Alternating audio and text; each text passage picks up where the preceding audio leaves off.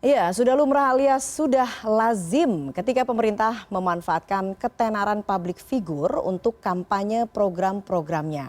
Namun ketika tujuan bertolak belakang dengan hasil, justru sensasi yang mencuat di masyarakat. Beredarnya video seorang publik figur yang setelah divaksin COVID-19 justru berpesta menimbulkan pertanyaan. Bagaimana sebenarnya konsep pemerintah yang sudah beberapa kali memanfaatkan influencer dalam program-programnya, termasuk komunikasi politik yang ingin dicapai pemerintah. Malam ini saya sudah ditemani oleh Dhani Amrul Ihdan, tenaga ahli utama KSP, ada Dr. Tirta Mandira Hudi, relawan medis COVID-19 yang berada di Sleman, Yogyakarta, dan ada Henry Satrio, pengamat komunikasi politik dari Kedai Kopi. Selamat malam, Bapak-Bapak. Selamat malam, Assalamualaikum warahmatullahi wabarakatuh. Waalaikumsalam warahmatullahi wabarakatuh. Pak Dhani, saya ke Anda dulu. Pak Dhani, sejauh ini program vaksinasi berjalan dengan lancar. Kita belum mendengar ada masalah yang berarti, namun yang kemudian menjadi masalah adalah strategi sosialisasinya yang justru berbuntut panjang hingga ke ranah hukum. Dari pihak istana, bagaimana kemudian menindaklanjuti kasus Raffi Ahmad? Baik, sebelum ke sana, kita harus memberikan juga pencerahan juga kepada seluruh masyarakat bahwa ini adalah kita bersukacita dengan masuknya vaksin yang telah diinisiasi oleh pemerintah untuk membuktikan bahwa negara hadir untuk melindungi seluruh hajat hidup rakyat, seluruh dan segenap tumpah darah Indonesia. Yang kedua, bahwa program vaksinasi yang telah dilakukan perdana oleh Bapak Presiden Joko Widodo, yang dilanjutkan juga dengan para tenaga kesehatan dan para tokoh masyarakat, para pelayan publik, itu menjadi pemicu dan menjadi fondasi awal untuk dilakukan proses distribusi ke seluruh wilayah Indonesia di 34 provinsi. Saat ini vaksin yang telah didistribusikan disimpan di Dinas Kesehatan dengan sistem storage dan cold chain yang memang memadai berdasarkan standar dari WHO. Nah, selanjutnya adalah bahwa untuk memberikan komunikasi publik secara masif, memberikan kesadaran bahwa vaksin itu sebagai tindakan atau ikhtiar dari segenap komponen bangsa untuk mencegah transmisi COVID-19, maka perlu dilakukan komunikasi publik secara masif, terarah, terstruktur dengan melibatkan beberapa tokoh masyarakat, tokoh pemuka agama di seluruh Indonesia. Sehingga di beberapa wilayah di Indonesia juga dilakukan oleh kepala daerah dan para tokoh pemuka agama dan tokoh masyarakat. Jadi diharapkan tokoh masyarakat ataupun para pemuka agama ataupun para public figure yang dipilih tersebut adalah mereka yang bisa menjadi role model, bisa menjadi contoh di dalam melakukan komunikasi publik, terutama konsistensi di dalam menjalankan protokol kesehatan 3M. Kenapa? Karena vaksin ini bukanlah langkah yang paling objektif, yang paling tepat untuk mengendalikan COVID-19. Tapi ini adalah sebuah ikhtiar pemerintah. Karena ikhtiar pemerintah, ikhtiar seluruh komponen masyarakat, maka ini tetap patokannya adalah 3M dan adaptasi kebiasaan baru. Nah, dalam kerangka adaptasi kebiasaan baru itu diperlukan figur-figur, tokoh-tokoh masyarakat yang bisa menjadi contoh dan juga menjadi corong pelaksanaan 3M di lapangan. Karena setelah vaksinasi, pelaksanaan 3M itu tetap dijalankan. Itulah yang disebut dengan adaptasi kebiasaan baru. Baik, Pak Dhani. Adaptasi kebiasaan baru itulah ya fondasinya. Baik, tapi nyatanya ada satu public figure yang kemudian tidak menjalankan contoh atau role model yang diharapkan oleh pemerintah dalam kasus vaksinasi ini. Bagaimana kemudian menindaklanjuti kasus ini? Ya, tentu kita menyesalkan ya. Kita sangat menyesalkan apabila ada public figure yang memang tidak menjalankan protokol kesehatan setelah vaksinasi. Karena selesai vaksinasi tahap pertama, dilanjutkan dengan vaksinasi tahap kedua 14 hari. Dan tentu dalam koridor 14 hari itu harus menjaga diri, menjaga daya tahan tubuh. Sehingga monitoring itu tetap dilakukan oleh para petugas kesehatan. Jadi tentu kita menyesalkan kejadian-kejadian yang tidak diinginkan. Yang kedua, saya juga mendapatkan informasi bahwa public figure tersebut juga menyatakan permohonan maaf. Sehingga ini juga kita harus melihat secara lebih jauh konteksnya secara detail seperti apa kejadiannya di lapangan. Oke, permohonan juga maaf berikan ini apakah kesempatan juga sudah disampaikan ke public figure tersebut pemerintah? untuk melakukan klarifikasi agar mendapatkan objektivitas yang seutuhnya, yang sesungguhnya, yang real di lapangan seperti apa. Dan juga kita juga memberikan kesempatan karena negara ini adalah negara hukum, negara sangat menghormati hukum, supremasi hukum di atas segalanya, maka juga kita serahkan kepada aparat untuk mengeksplor lebih lanjut tentang kejadian di lapangan seperti apa, apakah ada kejadian yang dilanggar atau tidak, kita serahkan semuanya kepada aparat penegak hukum, jikalau itu memang masuk kepada ranah hukum. Oke, Pak Dhani, artinya pemerintah setelah kemudian sudah dilakukan program vaksinasi hari pertama, artinya pemerintah tidak memantau secara khusus pihak-pihak yang kemudian menjadi role model ataupun juga key opinion leader yang kemudian ditunjuk memberikan contoh kepada masyarakat mengenai program vaksinasi ini sendiri. Apakah memang tidak ada upaya untuk terus memantau pergerakan dari masing-masing orang ini? Ada. Sebelum dilaksanakannya vaksinasi, itu kan sudah diberikan arahan dengan jelas bahwa setelah proses vaksinasi itu harus tetap menjalankan protokol kesehatan, juga menjaga daya tahan tubuh, agar kejadian ikutan pasca imunisasi itu bisa tekan, agar tidak terjadi kejadian-kejadian tidak diinginkan. Sehingga tentu sosialisasi yang dilakukan oleh pemerintah, oleh tenaga medis itu sudah dilakukan. Namun kembali kepada perilaku dari masyarakat atau kelompok masyarakat yang sudah divaksin tersebut, sehingga ini menjadi tanggung jawab pribadi untuk menjaga konsistensi dari pelaksanaan protokol kesehatan pasca imunisasi. Oke, baik.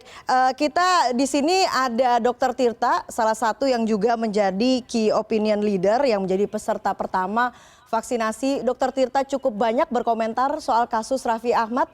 Bagaimana opini Anda tentang kasus Raffi Ahmad dan mendengar penjelasan dari Pak Dhani tadi? Oh, saya bisa revisi, saya bukan KOL lah. Oke, jadi apa nih kalau bukan KOL? Ya, saya kan relawan, kalau KOL dibayar, Pak. Jadi clear nggak dibayar ya? Oke. Kalau dibayar saya sudah punya Ferrari 1000 biji, Pak. Silakan, Dokter. Tadi perlu digarisbawahi ya. Yang pertama, saya datang ke Sleman itu dikarenakan saya adalah relawan nakes ya, yang memang saya sudah dari 2014 juga di Sleman setelah lulus UGM. Untuk terkait kasusnya langsung aja lah, nggak usah disebut public figure, langsung disebut aja Raffi Ahmad. Pertama ya Raffi Ahmad is being Raffi Ahmad. Namanya entertain itu, ya kita nggak bisa mengharapkan lebih. Di TV aja rata-rata mereka kan harus perform copot masker. Jadi harus beberapa devaluasi. Yang pertama, pihak-pihak terkait terutama istana itu harus mengevaluasi untuk memilih sosok yang diundang ke istana.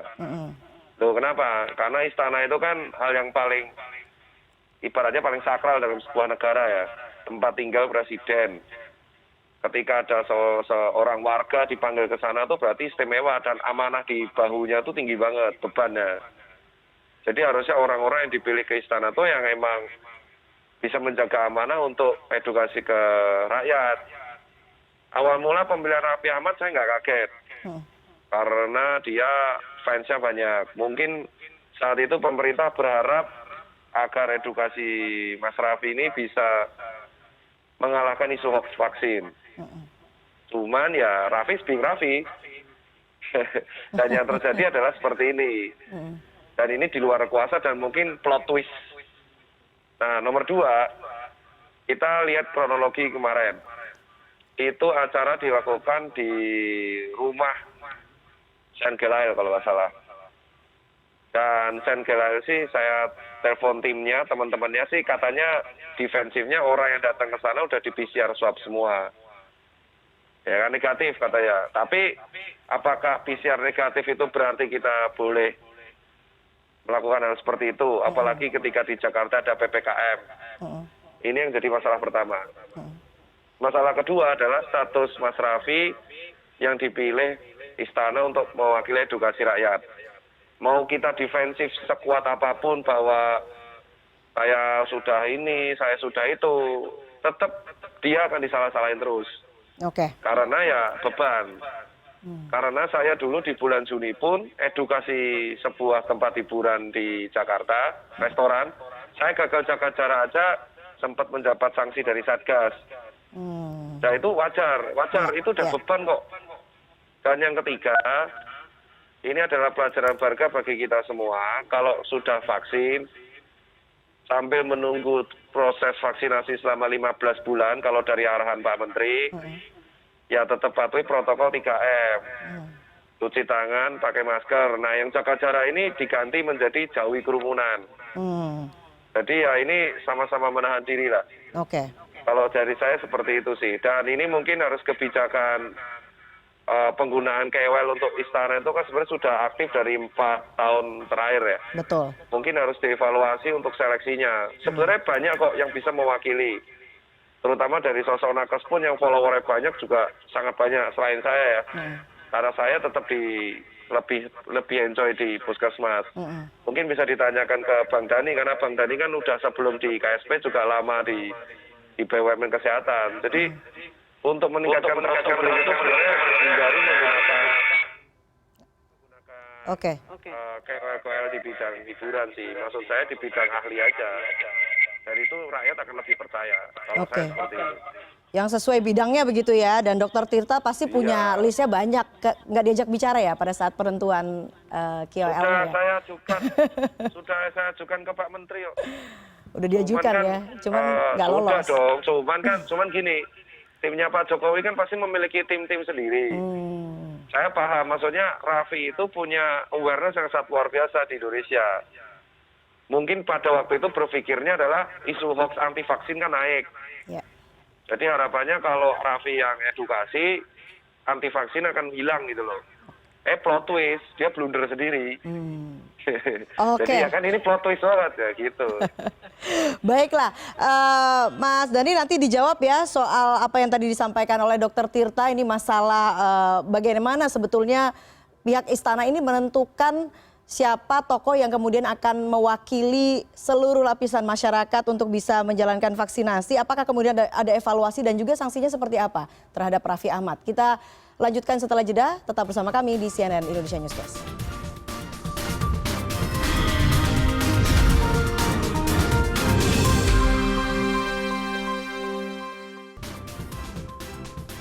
Ya, Anda kembali bersama kami di CNN Indonesia Newscast. Pak Dhani, silakan langsung dijawab. Bagaimana sih sebetulnya proses penentuan kalau kemudian istilah populernya sekarang KOL gitu yang dipilih untuk dilibatkan dalam satu program ataupun satu kebijakan pemerintah? Ya, baik. Jadi kita melihat dalam kerangka yang menyeluruh, yang utuh ya. Dalam pemilihan sebagai public figure atau metode komunikasi secara masif yang dilakukan dalam kerangka vaksinasi ini tentu harus melihat beberapa indikator selain figurnya, selain bahwa dunia ini adalah sekarang ada dunia maya itu punya pengaruh yang cukup kuat, tentu itu ada pertimbangan-pertimbangan yang juga mendasari. Namun demikian, dengan adanya kasus ini tentu kita melakukan evaluasi secara total, evaluasi secara menyeluruh terhadap dari mulai kontennya, metodologinya, maupun siapa yang menjadi komunikatornya. Ini adalah rangkaian ekosistem metodologi komunikasi yang harus diperbaiki secara keseluruhan oleh pemerintah. Nah, untuk teknis operasional seperti apa, kita juga bisa melihat juga, bertanya juga langsung kepada Satgas tentang komponen-komponen apa yang diperlukan atau yang mendasari pemilihan tersebut ya. Namun secara umum bahwa ini perlu kami sampaikan bahwa kita melakukan evaluasi secara menyeluruh dari mulai konten, metodologi, dan komunikator yang lebih efektif, produktif, efisien, dan bisa menjadi contoh kepada masyarakat dengan sebaik-baiknya. Oke, sekarang saya ke Mas Henry Satrio. Mas Henry, sebetulnya menggunakan KOL ini kan seperti yang tadi Dr. Tirta katakan sudah lama begitu ya dilakukan oleh pemerintah dalam kebijakan, dalam sosialisasi kebijakan dan juga program pemerintah. Kita ingat pada saat Undang-Undang Cipta Kerja, kemudian masalah pariwisata juga digunakan oleh pemerintah. Menurut Anda sudah berkali-kali kemudian tapi akhirnya ujung-ujungnya ada masalah juga begitu. Menurut Anda evaluasi yang tadi disebutkan oleh Pak Dhani ini sudah cukup apakah mesti berkali-kali sampai harus sudah evaluasi begitu katanya?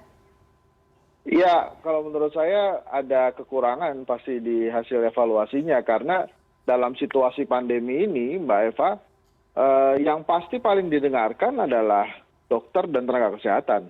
Saya sorry to say, selama pandemi nggak akan dengerin seleb mau ngomong apa kayak itu seleb tentang pandemi ini nggak akan saya dengerin, orang dia nggak ngerti kok. Nah sekarang ada KOL yang paling ampuh di Indonesia sudah divaksin. Siapa? Presiden. Presiden itu udah paling dahsyat loh. Nah kalau istana aja nggak percaya sama keampuhan presidennya, itu lucu.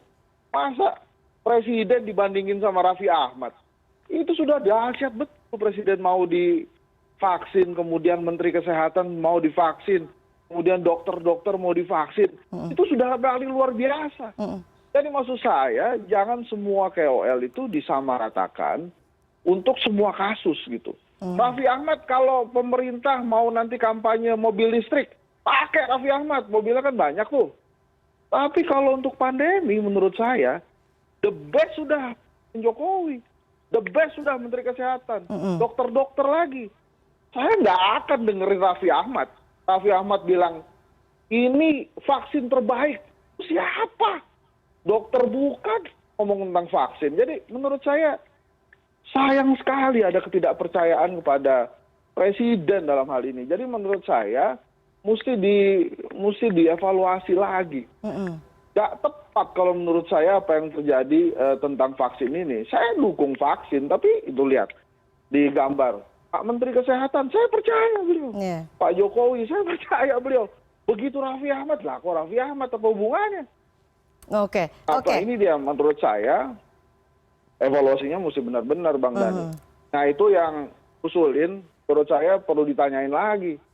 Ini nggak cocok juga. Nah terus satu lagi, aktivitas media sosial itu memang baik, tapi nggak sepenuhnya baik juga gitu. Dokter Tirta bilang Mas Hensat divaksin, saya akan percaya. Tapi kalau misalnya Raffi Ahmad datang ke saya nih jauh-jauh, Hensat divaksin, vaksin bagus.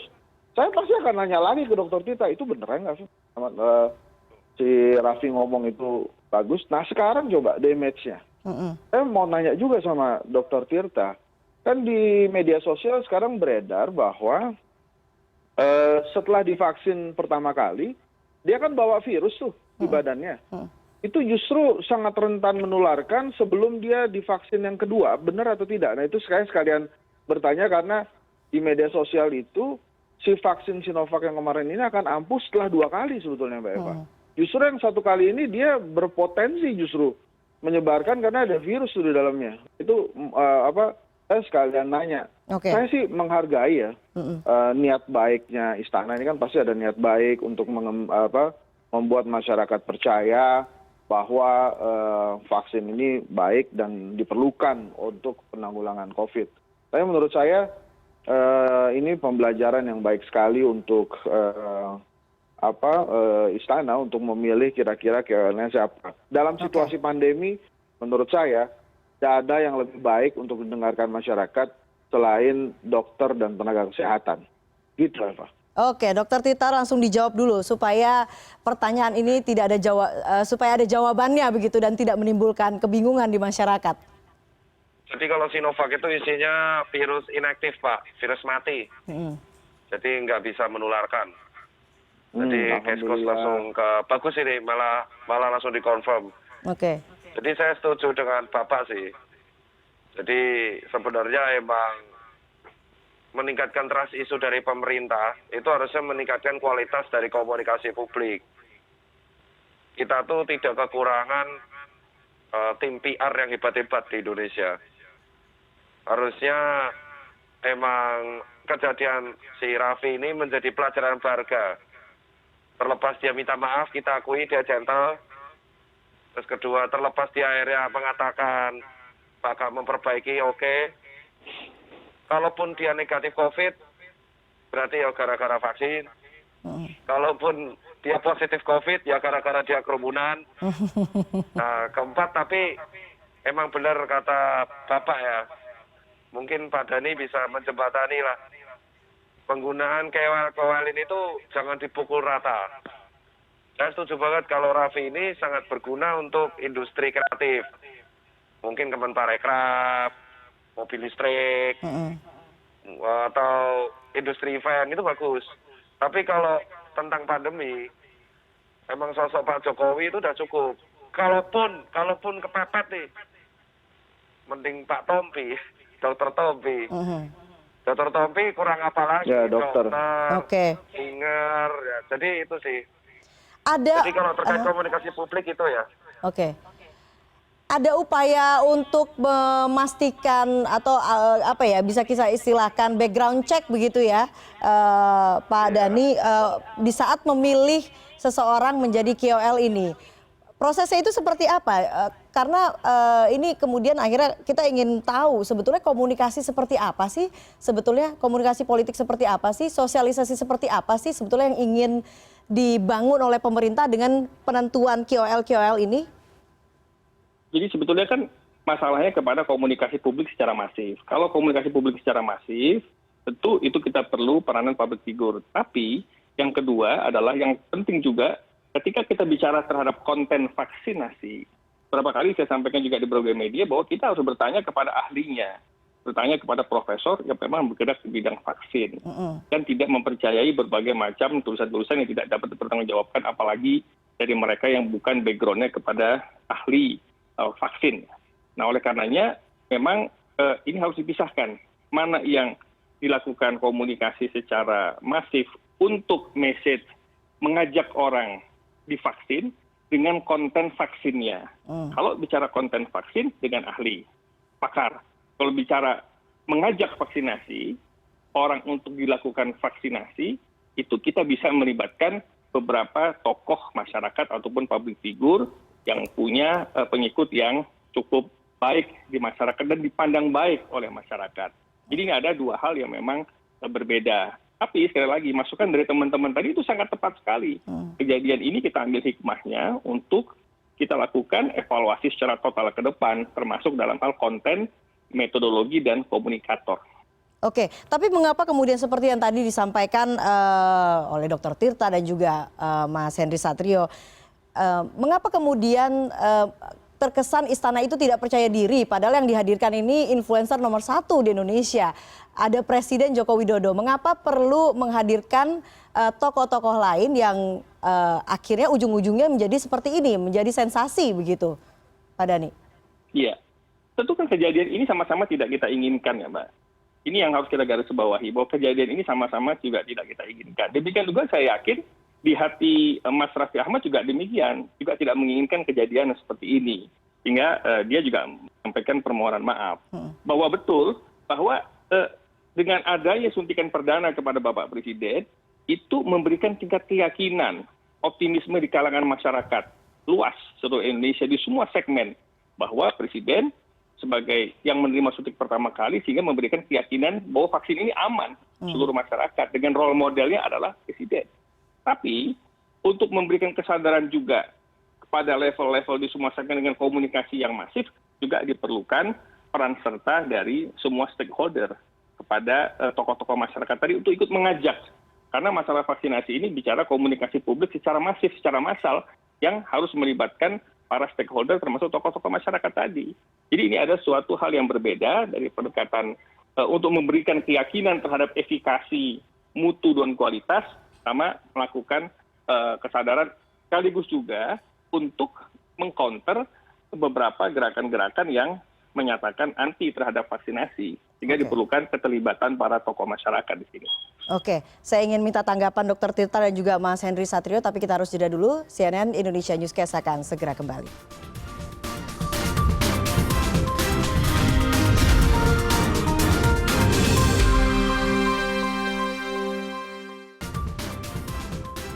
Ya, saya lanjutkan.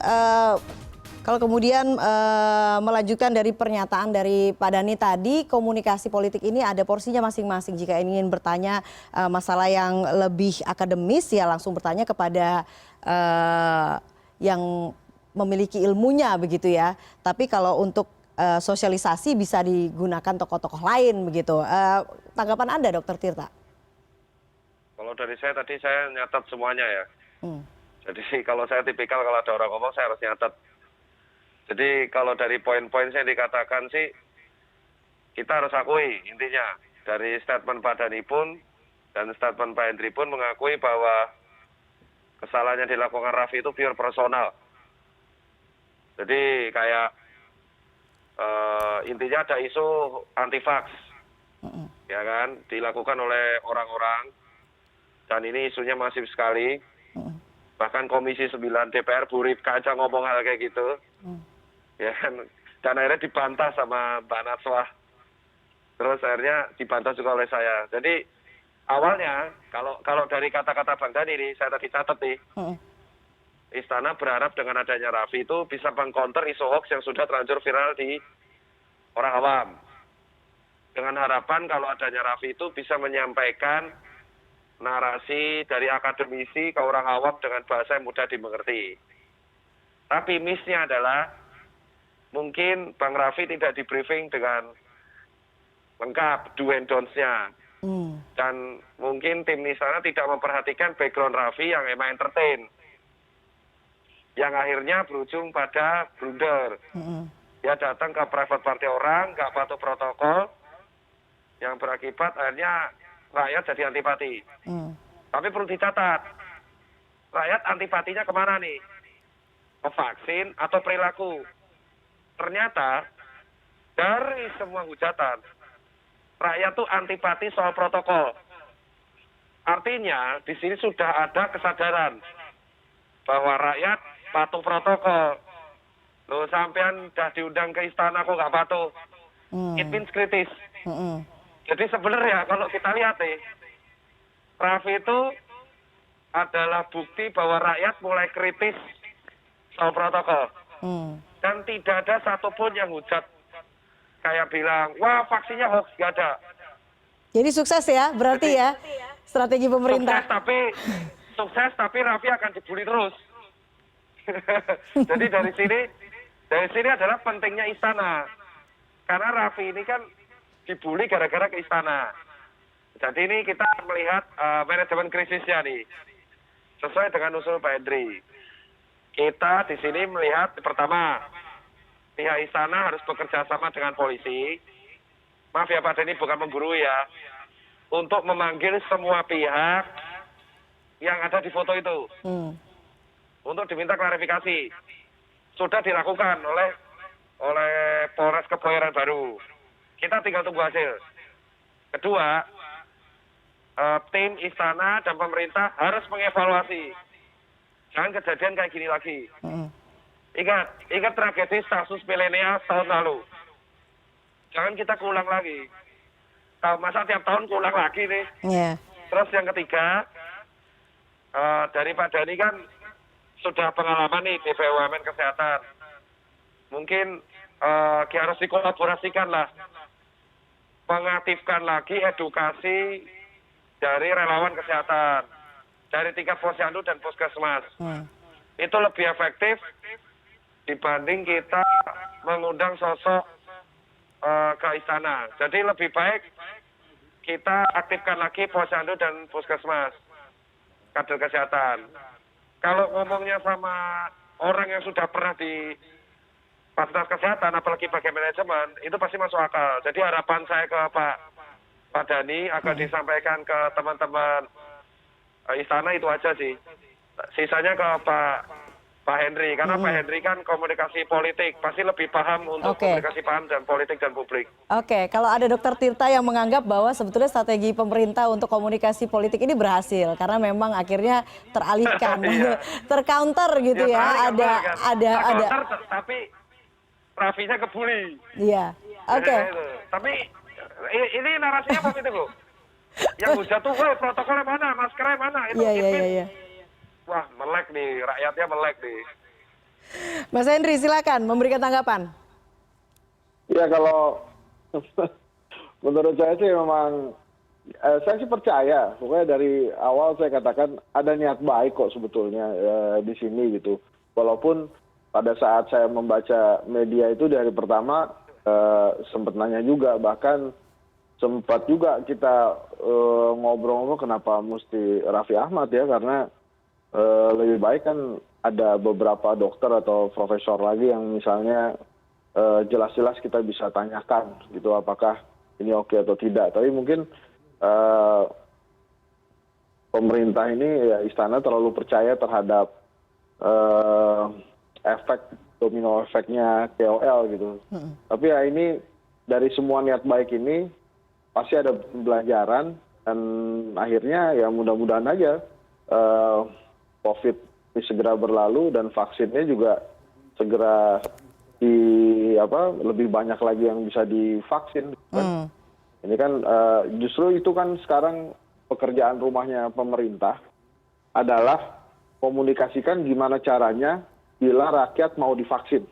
Nah itu kan saya juga sebelum ada perbincangan ini saya juga nge-googling tuh. Ini gimana caranya supaya kalau ada rakyat yang mau sukarela divaksin itu bisa vaksin. Nah itu informasinya belum tersedia dengan baik tuh Mas Dhani. Jadi ya itu aja Mbak Eva. Dan satu misteri lagi sebetulnya yang belum terpecahkan di perbincangan ini. Siapa sih yang doyan banget musulin pakai KOL tuh di istana? Bayangin aja, masih kurangnya Presiden Jokowi coba. Pakai KOL lagi. Heran saya. Orang-orang itu bayar KOL supaya bisa terspread pesannya dengan baik. Makanya dipakai Raffi Ahmad, terus Dr. Tirta yang followernya banyak-banyak. Ini udah presiden, udah paling top banget.